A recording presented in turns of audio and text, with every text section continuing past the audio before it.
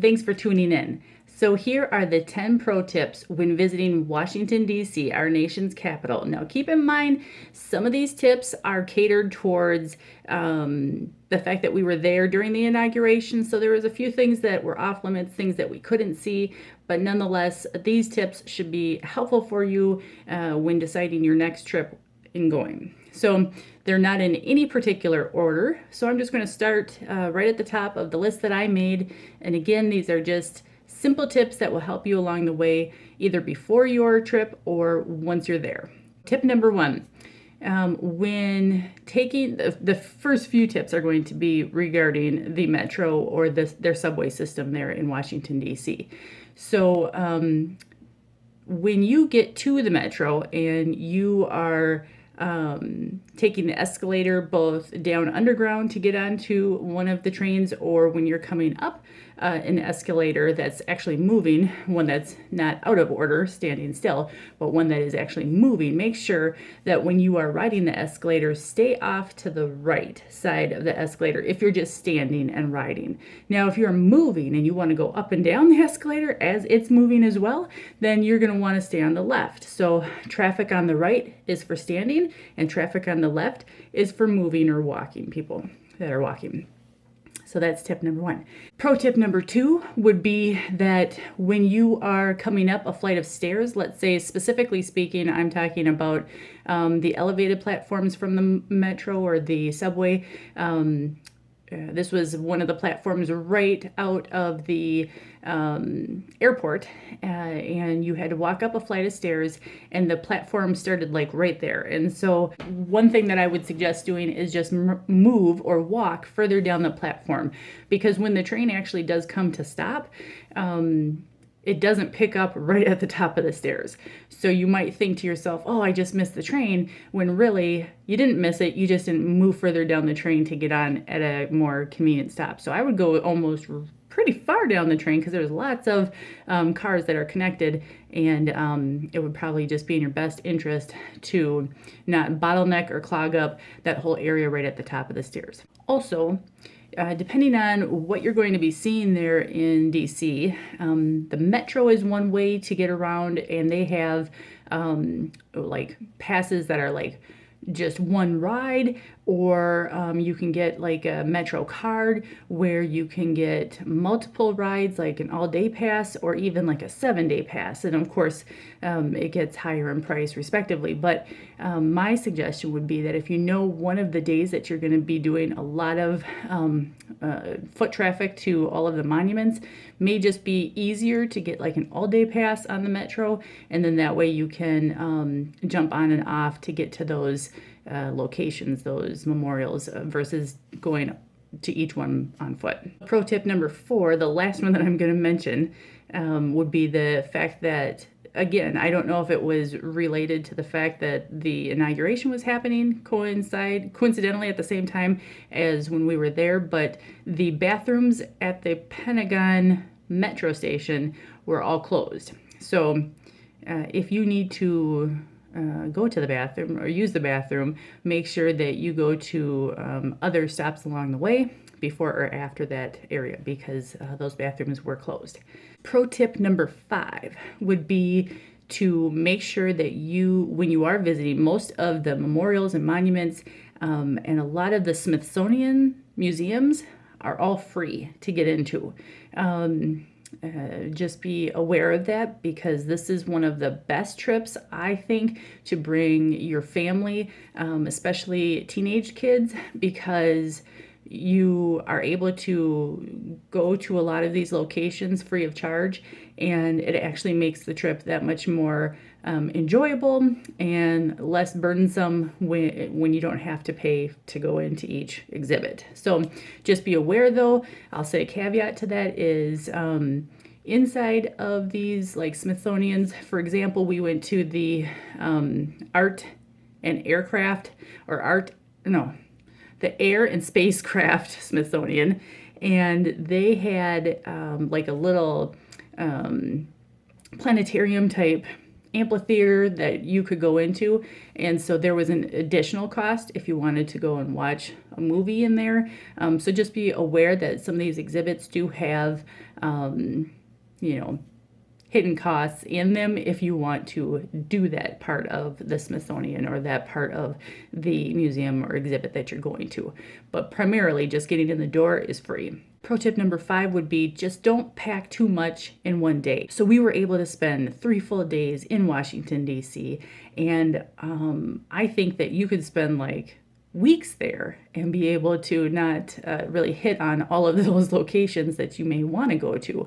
So just be aware that you're not going to be able to fit everything that you want to see in the time that you may be there. So just pick out the things and plan your trip ahead of time of the different things that you'd like to see. So for example, our trip was in 3 days. So what I did was I broke it up geographically. So I went to the southwest area of Arlington, so the Pentagon, the Arlington Cemetery, the Tomb of the Unknown Soldier, the Kennedys, grave sites. So all of that area is all primarily in the same area. And then on day 2, we went to the National Mall where, of course, you have all of your memorials and monuments all kind of lined up in a pretty large square foot area. So just be aware of that again, those Smithsonian's and those memorials and monuments are all in that area. So that was a full day for us. And then we went kind of like outside of that area on our 3rd day. So we went to Georgetown and a couple of shops there and quaint little neighborhoods and areas and looked at the building and architectures. And so that's kind of how we split up our trip, and it went really well.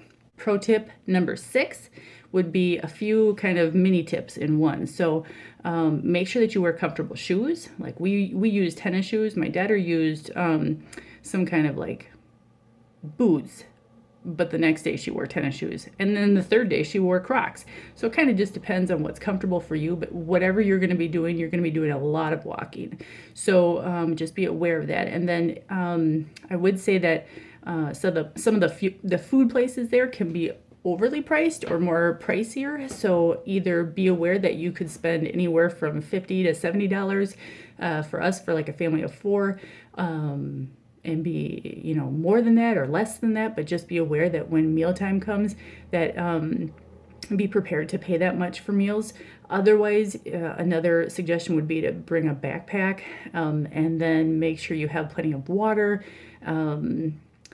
or snacks or even, brown bag lunches to put in your backpack to have through the day. So maybe making it a special, out to eat 1 or 2 times per day versus all of the meals. The other thing I'll say with that is just be aware that the colored maps that you get around the city and around town are kind of deceiving as far as just how large the area is in size. So the map makes it look more like they're closer together, and that it would be feasible to do a lot of walking by foot, but there is quite a bit of ground to cover by doing that. So be aware of that, and make sure that you dress in layers if it's during the winter, and in the summer also layers so you can take things off, because I've heard that it can be pretty humid and steamy and hot in the summer. Pro tip number 7 would be to contact the Chamber of Commerce there in Washington, D.C., because they will go ahead and offer to give you, they mailed me a map, a colorful map, which again detailed all of the area of Washington, D.C., some of the outlying areas, and then also their metro system, subway system, and trains, like a little mini map on there.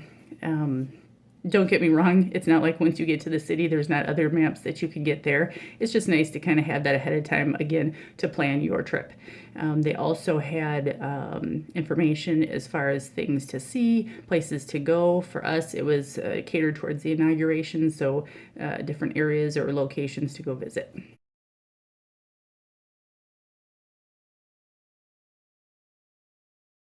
Pro tip number 8 would be to plan ahead of time if you want to go to the White House for a tour or if you want to visit the Capitol. Most times in those instances, you're going to have to contact your state representative at the Capitol and get tickets ahead of time. Sometimes that can be anywhere from like 21-day advance notice all the way up to like 6 months, I think, for the White House. So if that's something you're interested in doing, make sure that you contact them early enough so you get the tickets secured so that you can go to those locations.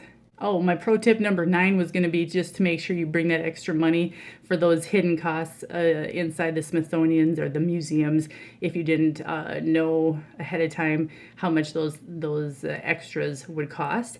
Like I said, getting into those museums are free, but there are other museums that we didn't know costed money. We didn't know they were going to cost money because I didn't do some research ahead of time. So the Spy Museum, the International Spy Museum, was I think $22 per person. We didn't realize it was going to be that much.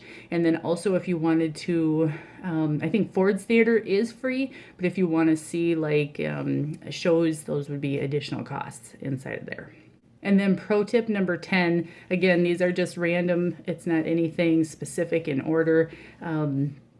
But if you're planning to go to the Vietnam Veterans Memorial, make sure that you take the time before you go and look up any specific person that you're looking for when you get to the museum or the wall of names, because they actually show you online the location alphabetically and I think by date where the name of the individual that you're looking for is located. So it's a really nice option to have that, and that way instead of going there and spending a very long time trying to find that one person's name, you have it already mapped out ahead of time, so when you get there it'll be a lot easier to find that. So these are my 10 pro tips when visiting Washington, D.C. I hope you get some information from this that's helpful. Definitely leave some comments down below if you have other pro tips that you want to add that I forgot, or just could be helpful to any other viewers watching this. Thank you so much for watching. You guys all have a good rest of the day and a great trip if you're heading to Washington, D.C. anytime soon.